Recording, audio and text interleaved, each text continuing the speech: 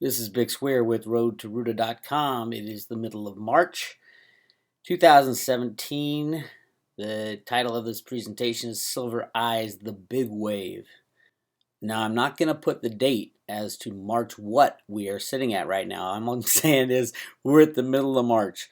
And the reason I want to do this is currently silver is below $17 an ounce. Remember that. Mid-March 2017, silver is below $17 an ounce. You could go out and buy physical silver for sub $20. Cheap, cheap, cheap, cheap.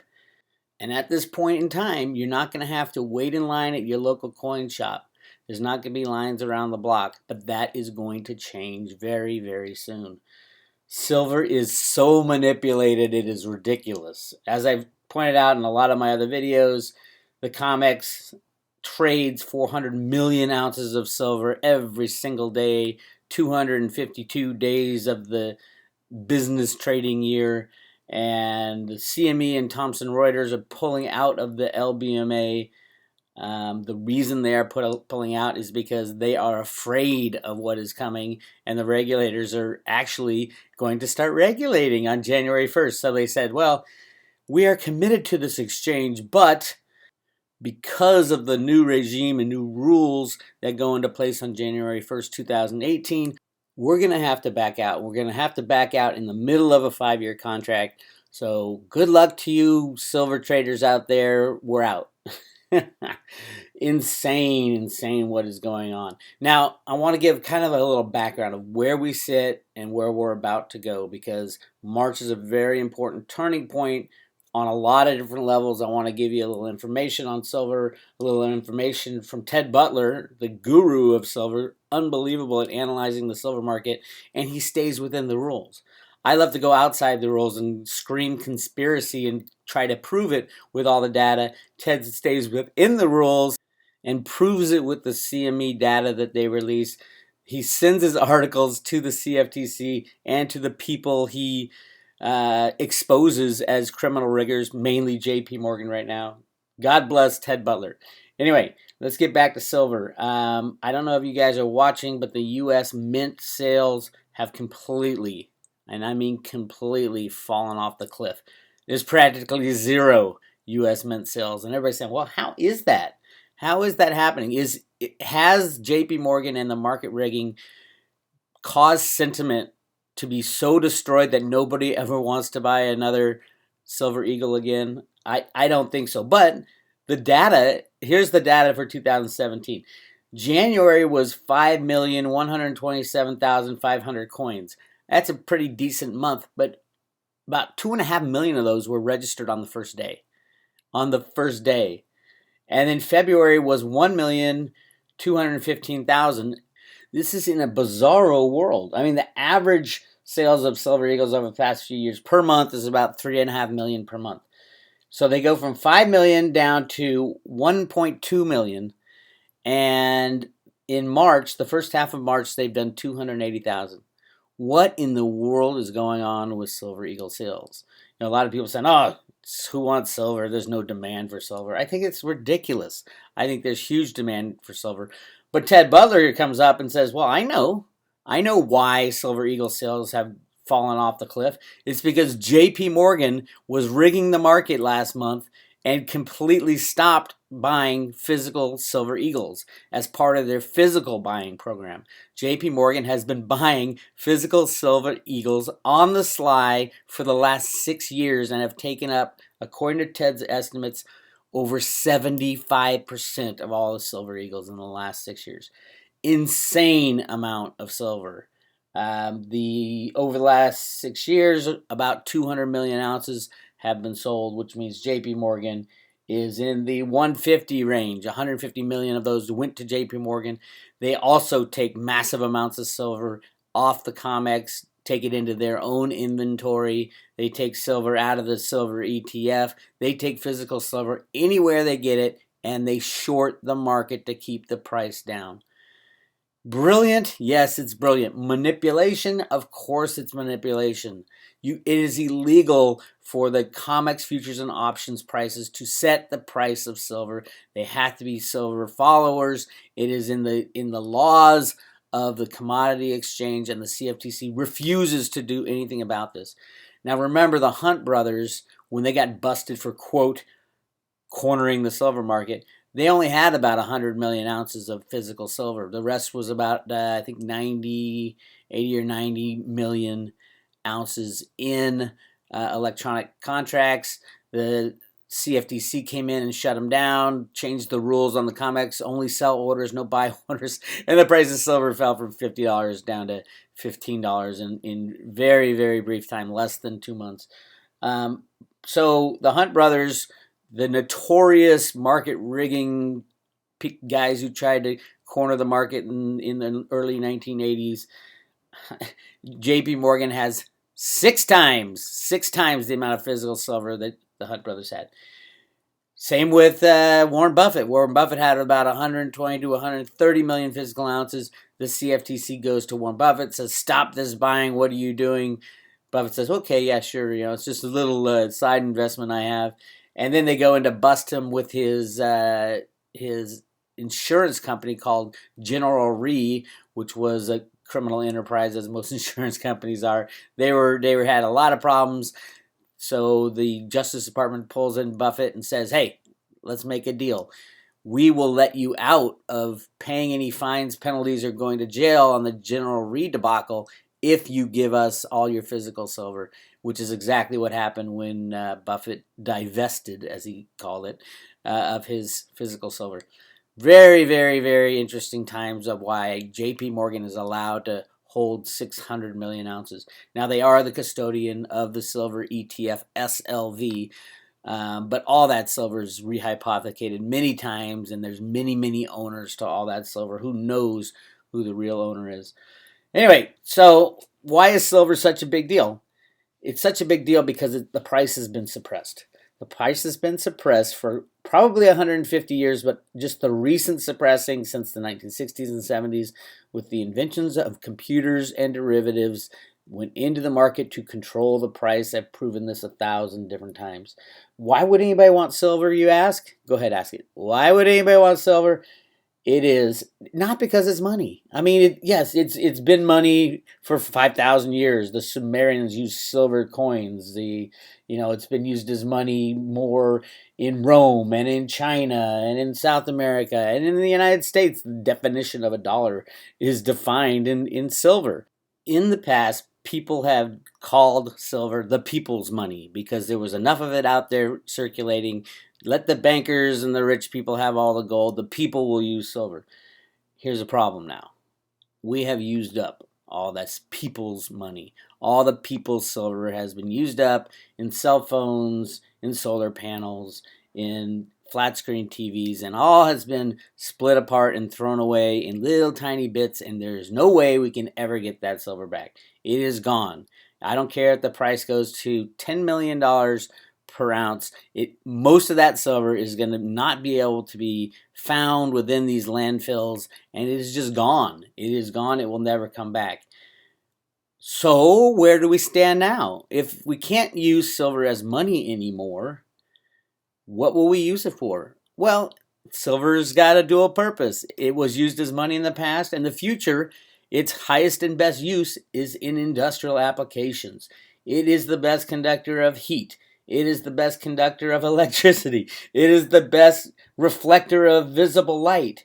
It's strong, it's malleable, it's ductile. Cliff High's talking about these new technologies coming out that use the two naturally occurring stable isotopes in silver for this new technology. New technology meaning stuff like free energy. What would that do to the planet and freeing humanity from the criminals that control our energy markets?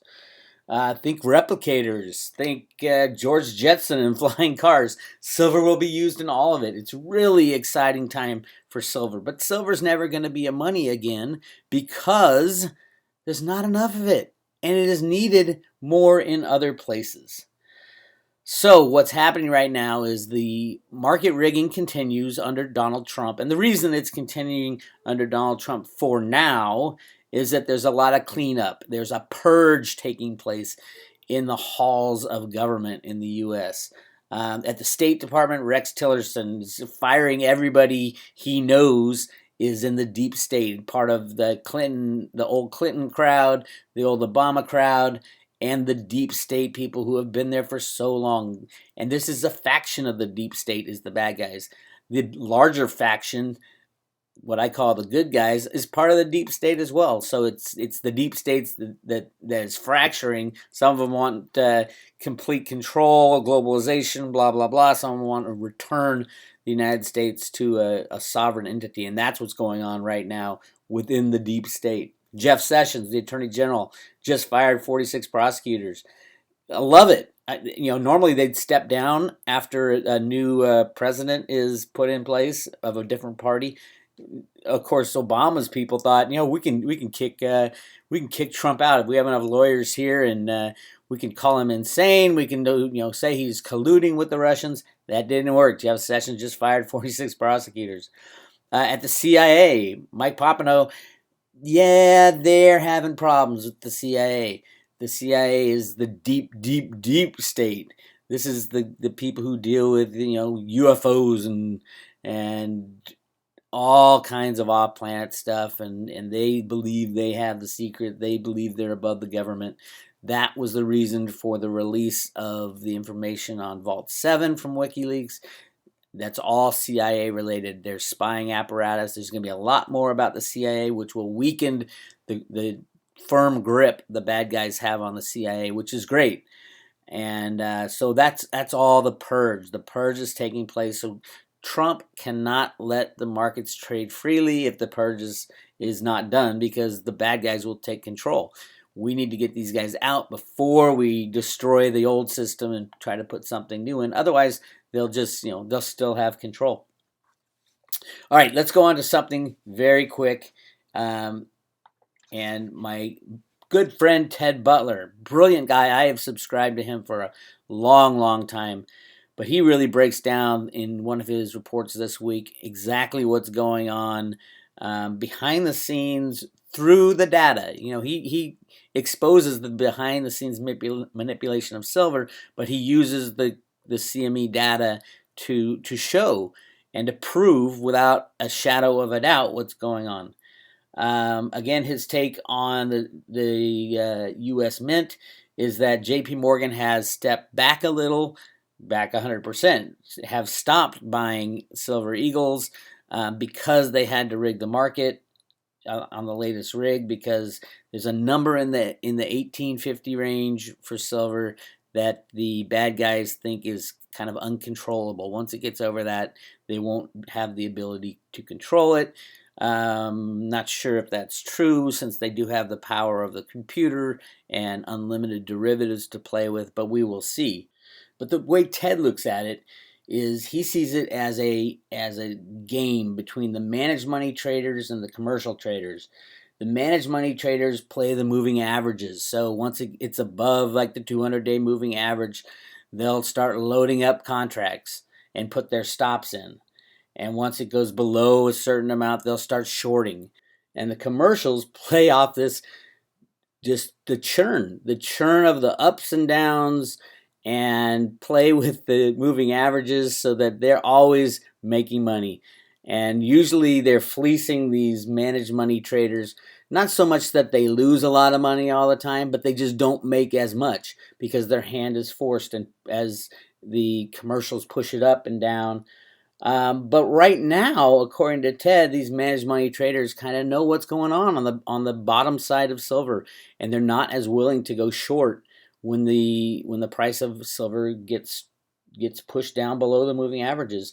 And Ted is kind of proven this with his data, and then the managed money is not loading up on shorts. So if they don't load up on shorts, it's less radioactive material, shall we say, moving up, because the shorts always have to cover. So as the price goes up, these managed money traders would scramble to cover to make a little profit, and that just gives more fuel going up, and then the same thing happens coming down.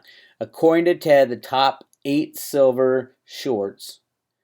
Well, actually, let's say the top 7 big silver shorts on the commercial side hold 360 million ounces short. The reason I say 7 instead of 8 is he splits out J.P. Morgan because of their large short position, which supposedly is around 29,000 contracts or 145 million ounces of electronic silver. Of that, 30 million ounces were placed on the short side to cause the latest silver slam. All J.P. Morgan's game, completely rigged.